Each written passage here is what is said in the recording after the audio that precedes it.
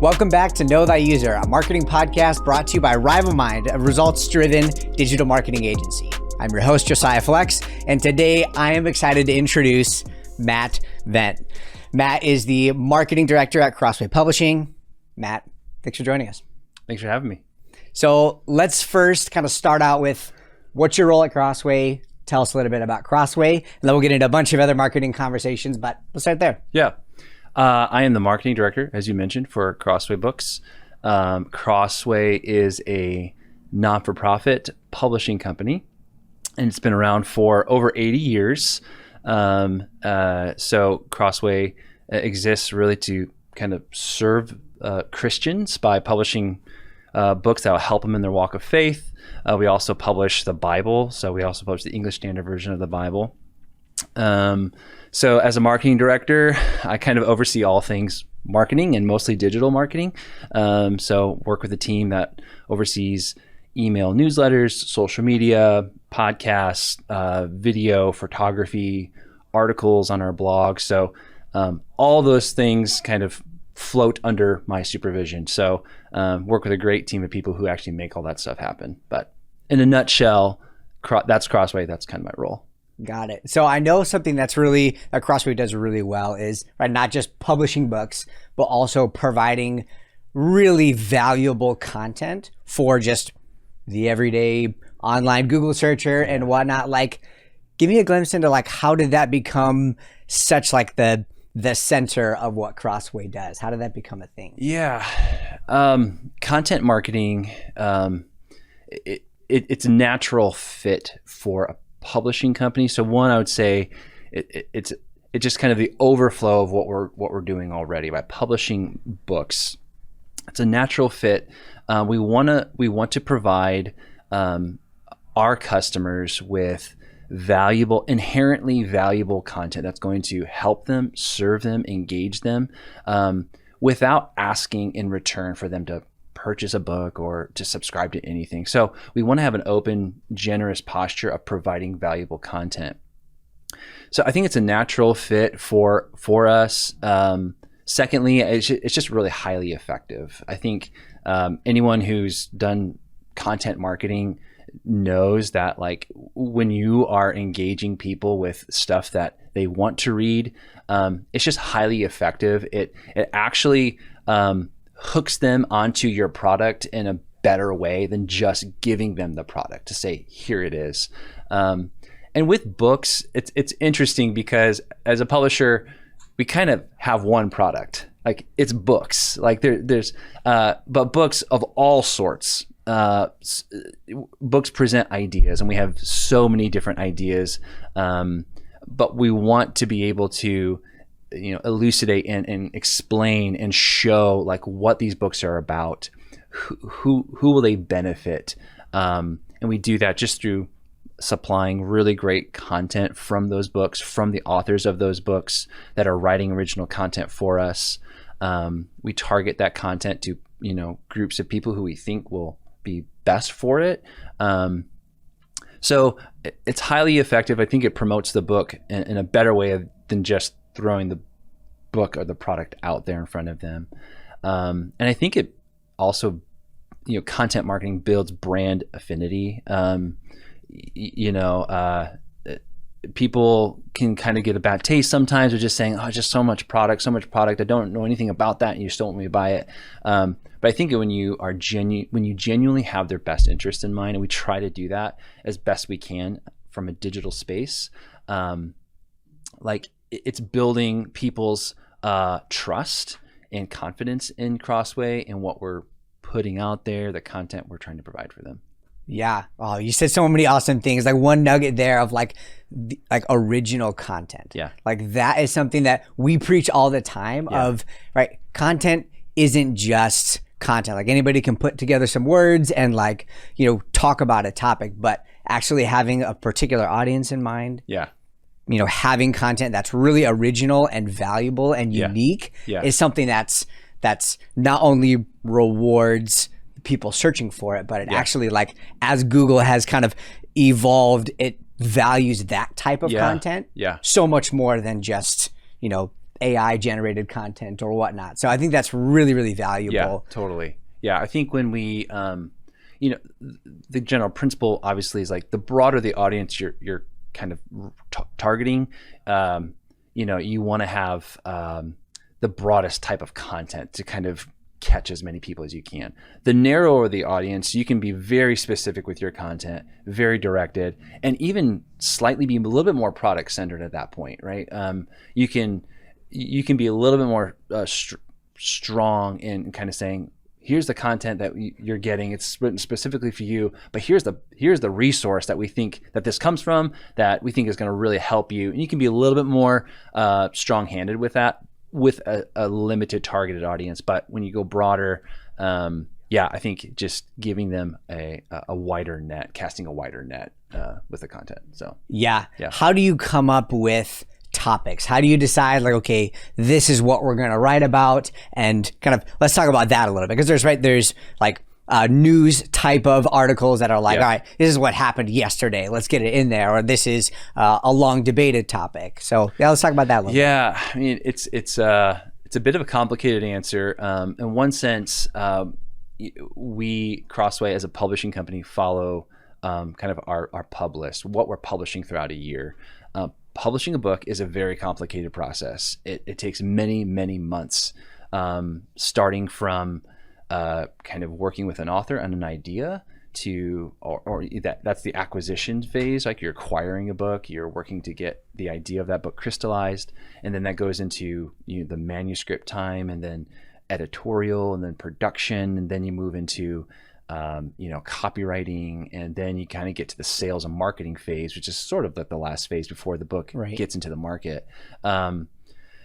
So all of that, I say all that because we have built all of those things in. It's a system that's not easily movable, right? So, and as a publishing company, our job as a marketing team for Crossway, our job is to market every book that we publish. Right.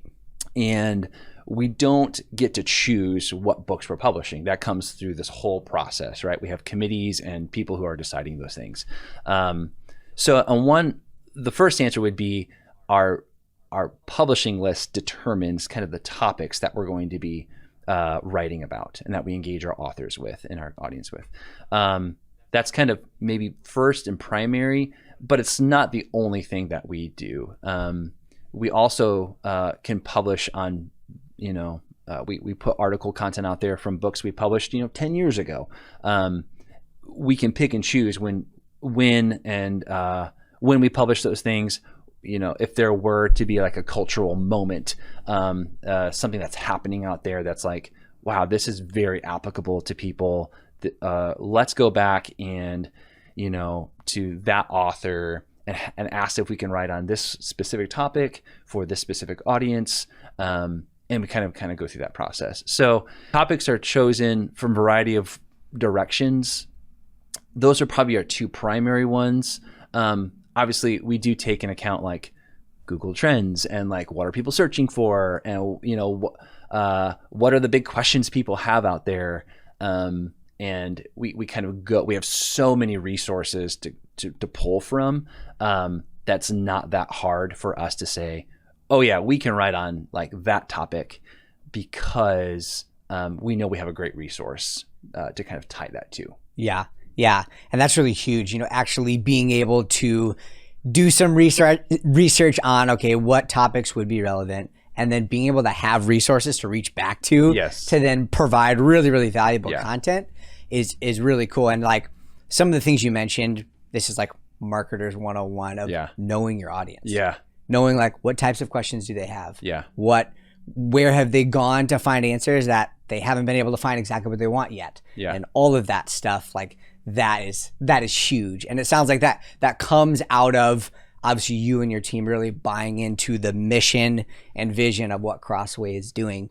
Let's talk about that a little bit, because I would assume, right, not every marketer can get absolutely behind every single value of the company that they're marketing or whatnot. Like how have you navigated that, and what advice might you give to a marketer who maybe feels a bit of conflict between, what they're trying to promote and that type of thing? Yeah. Yeah, no, it never feels good to feel like you are working in an uphill battle, right, against leadership or your bosses, where the different visions are in place. Yeah. So I just feel very fortunate. I don't believe this is the case everywhere. I think I feel very fortunate to work for a company that the vision and values and mission of a leadership really truly aligns with my personal mission and values. So I think as a marketer, as a marketing team, I think it's essential to really do things well, and for unity of the creative process, and what's the future going to look like when vision and values align, like that's pretty sweet. That's pretty sweet. And so I think as a marketing team, my experience is just it's been great. When different ideas kind of present themselves, or I have an idea and I want to propose that, I have a sense that this may or may not go, but I know like it's totally in line with like our vision. And so if it gets the no, like, no, let's not pursue that right now, I'm okay with that, right? It's not like a philosophical difference. It's just more like, hey, maybe it's the timing's not right, or we need to tweak a few things before we can move forward, whatever it might be. It's just kind of a peace of mind. So, as a marketing team, it's great. It's invaluable. I think it's a great recipe for success and for unity as we move forward. So what was the last part of your question? Just, if somebody doesn't have that experience, where they feel like there's at the very least a bit of conflict between, what they are trying to market, whether it's, the company that they work for, or in a lot of cases, they're representing another company and marketing their product or their service, like how to navigate some of those waters. I know that's not your experience. Yeah. But I mean, maybe the encouragement I would say is like, don't despise small beginnings. Start somewhere. Work within the systems you have, work within the framework, the leadership that you have, find ways, be creative, to align as best as you can with what is good and right, and kind of where your passions lie.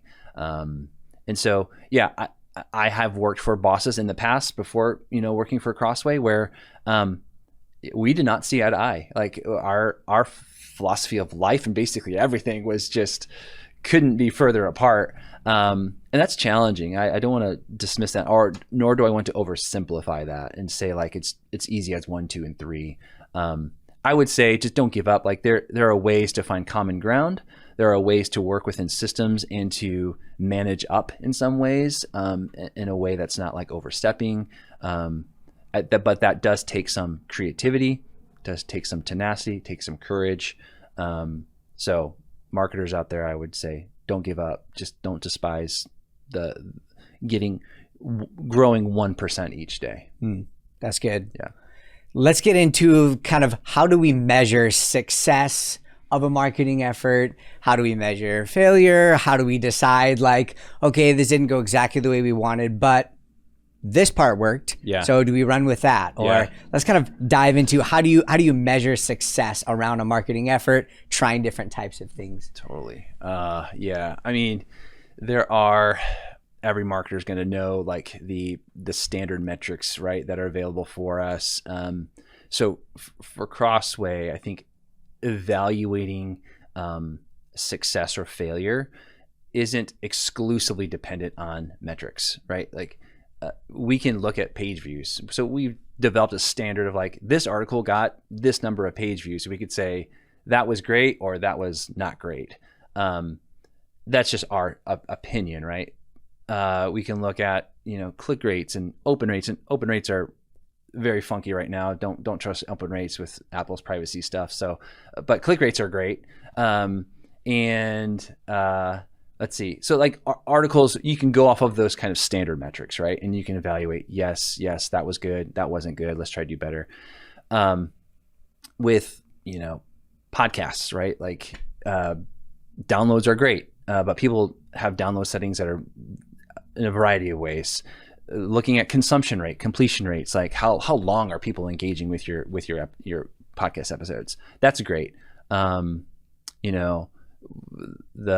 time on page. Like, how long are people engaging with your articles? Like, is it 30 seconds? Do you have a super high bounce rate? Or people like engaging longer, going to other places on your website, right? So I think there's metrics like that I'm very interested in, because it's showing me that people are engaging with the content. Like, getting eyes for 2 seconds on something and nothing else is, I'm not saying has no value, but it's limited value. So I'm concerned with people of engaging with the content. So marketing launches, marketing efforts, I'm looking at like how are people engaging? How long are they engaging? So I guess, two thoughts broadly speaking here with metrics and gauging success or failures. One, like, you have to have the long game in mind. How long of game is in your mind when you're thinking that? Because like some people, long game, they're like 6 months. Yeah. Some people are long game, like, all right, we're going to be in this for 10 years. Yeah. You know, like what? Not 10 years, maybe not even 6 months, and maybe it's somewhere in between. I think when you see a marketing promotion or marketing launch that you're like, it just didn't go the way I wanted it to go.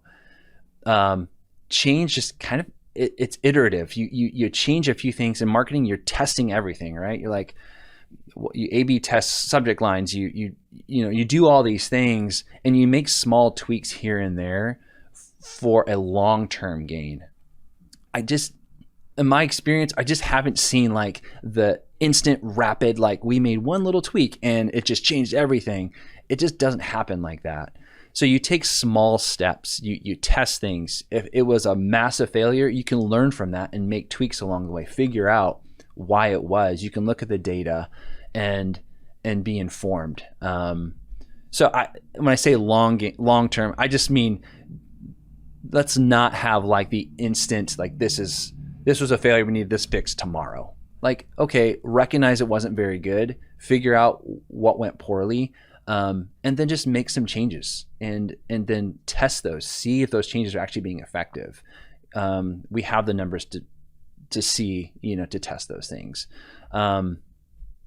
So the long game versus the short game, I think that's just important for marketers. And then, like I mentioned just a minute ago, like, be data informed, not data driven. Like, I think data driven is like, we're just making every decision and every choice based on numbers. Okay. That could bite you in the butt. I would say just be data informed. Like, let the data inform you of what's going on, but don't let it be the primary decision making, thing for you, and like how you go about launching different initiatives, launching different products. That's really good.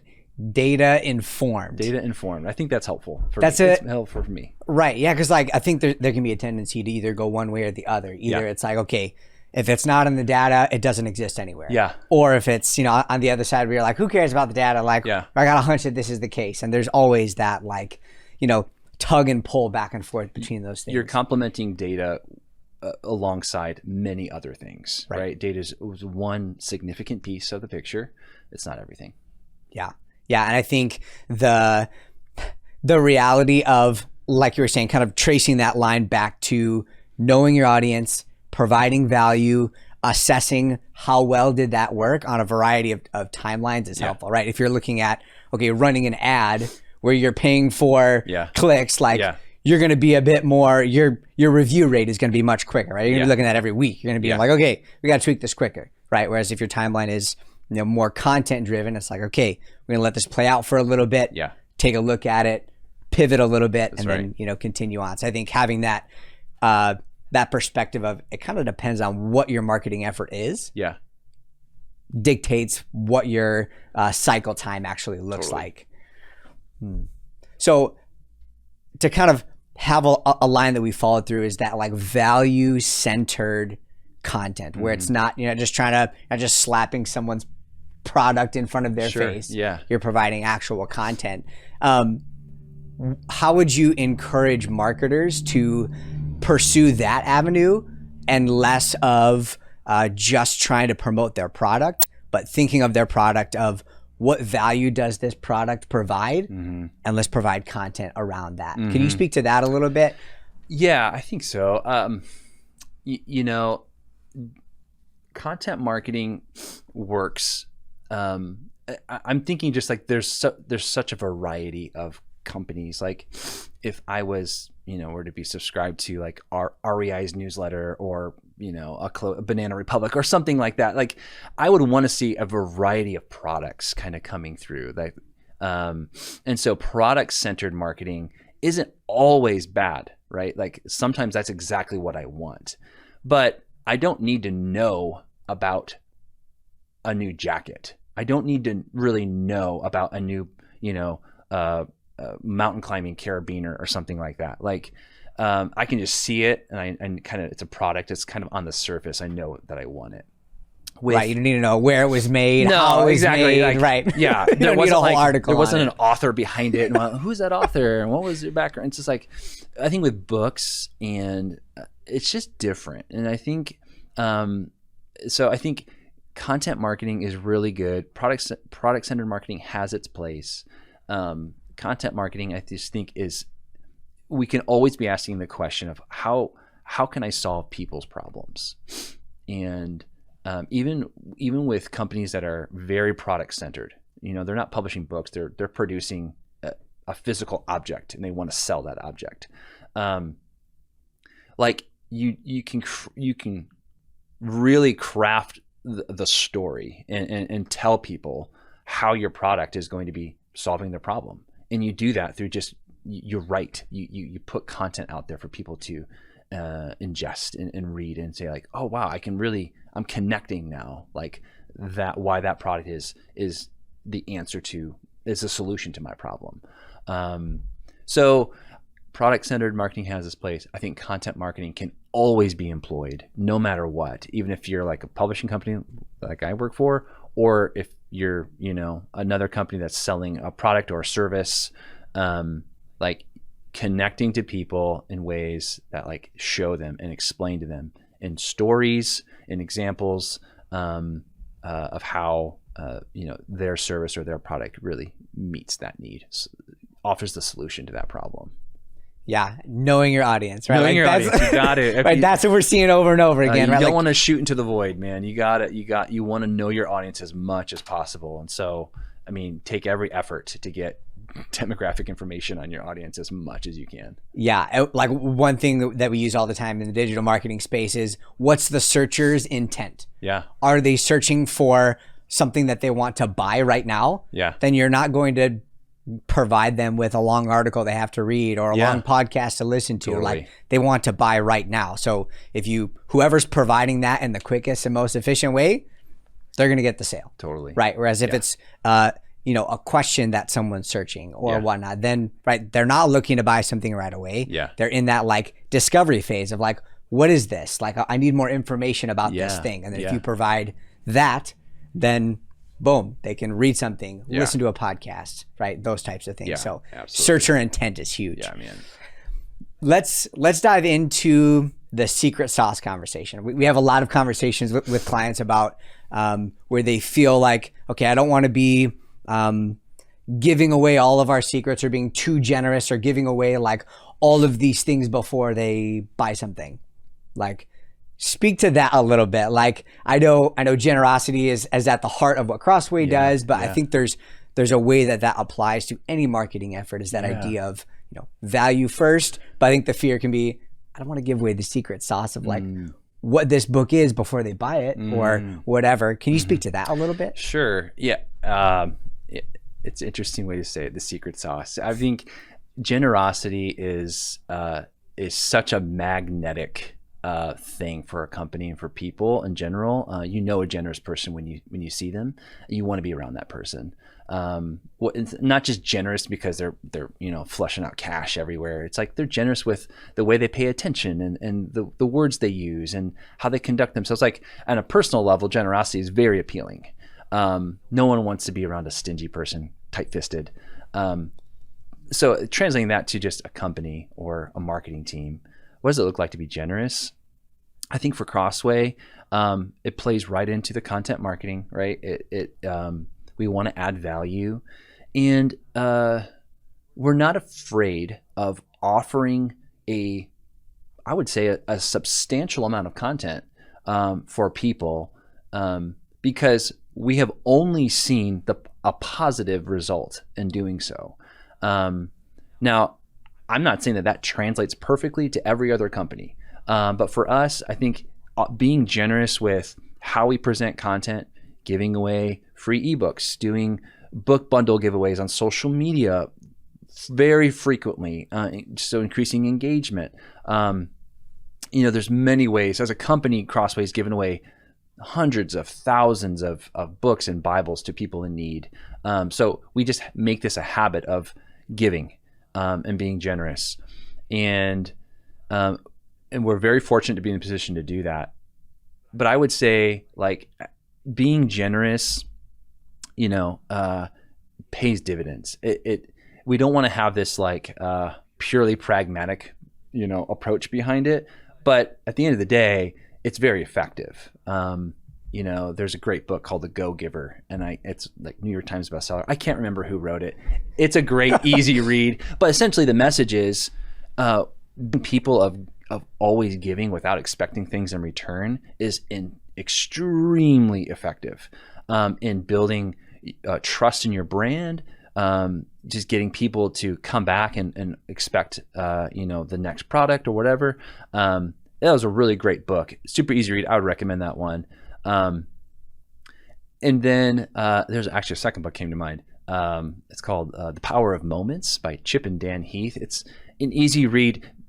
Essentially, their main point is, how can you create moments or spaces that surprise and delight your customers? You're not asking for them to subscribe to something new. You're not asking them to buy something. You're actually just giving them something just for the sheer enjoyment of it. Companies need to try it because it is extremely effective. And so I think taking a posture of generosity and finding ways to offer value and to give away maybe just a little bit more than what you were originally thinking is extremely effective. I think it builds, again, go back to like building brand affinity, building trust, building confidence. People like that. People just love that stuff. So at Crossway, we've done many things where we've targeted, the group of pastors and church leaders who are on our email subscriber list. Many times we've kind of gone to them and just offered them things and just say, we want to bless you. We want to serve you. We want to help you. Here's a few free ebooks, and sign up here and we're going to give away a couple sets of this commentary set. Small price to pay. It's a small price to pay to serve them, to give them beneficial stuff we're not asking for anything in return. But we know, like, how could that not pay dividends and saying, I'm going to keep listening to Crossway. I'm going to keep coming back. I want to keep receiving more from them. So I think it builds, I think the positives far outweigh the costs. And so, yeah, I would encourage people towards generosity and to work in that direction as much as possible. Yeah, like if I'm being critical and thinking of like, what's the fear that's, in there, like, from one side, nobody likes a bait and switch, right? No. Where it's like, here's a free thing, psych, and that also means you have to do this, right? Yeah. Like, so that idea, I think that can be a fear both from the customer side and also from the marketer side of like, you can be a bit manipulative with generosity gone wrong, right? Yeah. Like, where you're kind of giving it with the hopes of like, okay, well, hopefully they'll buy this thing or whatnot. Yeah, it's not wrong, and sometimes actually very appropriate to, when you're giving something away, to expect something in return. I think those moments where you're wanting to give away a free product or a free resource in some way, that is kind of a prime opportunity to say, well, hey, why don't you sign up for our newsletter? We'll give this out to you. I'm not saying that that's always wrong, right? Sure, there's moments to do that. I think that's fine. We do that sometimes, but we just need to not let that be the only thing we do. And like you mentioned, bait and switch, no one likes. Don't do that. Be honest, be clear, give people, and that goes down to the minutia of like, how are you titling your subject lines and your articles and your stuff? Are you just, is it a bait and switch? Try to make be as creative as you can, be as provocative as you want to be, but like make sure like you're giving people the headlines match the content of what you're providing them, and then the content itself that you're giving them or the resource that you're giving them isn't always tied to asking them to do something. You know what I mean? Yeah. So just like try to be a little more generous and not ask for something. Right. Yeah. Right. Like actually providing value, right? Like as the thread of the whole conversation has been is knowing your audience, giving them what they need, right? We've all clicked on an ad that said one thing, and then we get to whatever that page is or the product is, and you're like, this wasn't at all what and I had to take a 6-minute survey to get here. Exactly, right? Like actually knowing your audience, giving them what they need, and then calling them to action, right? Like actually, right? Because at the end of the day, right, providing value does lead to, just because someone has to buy something doesn't mean that the value isn't there. It actually means that like they value what they're about to buy so much more that they're more willing to part with their money to get that thing because you've provided value. So being able to actually call someone to action in an article, in a podcast, and whatever marketing effort you're doing is huge, but it has to be done tactfully. Totally. And the call to action isn't always buy this product, right? Right. It's always like, at the end of this podcast, you should say like, check out other podcasts from RivalMind, right? Like you want the call to action to be engage with content further, right? So you want to always provide people a way to go, hey, look at this related article, or look at this webinar that we filmed and it's free for the first whatever. There's always this way. There's so many things you could do. It's just endless. Oh man, we can talk about this for days. Unfortunately, we're out of time for right now. But Matt, thanks so much for coming on the show. Thank you to everyone listening and watching. I'm your host, Josiah Flex. Join us next week on Know Thy User for another marketing conversation.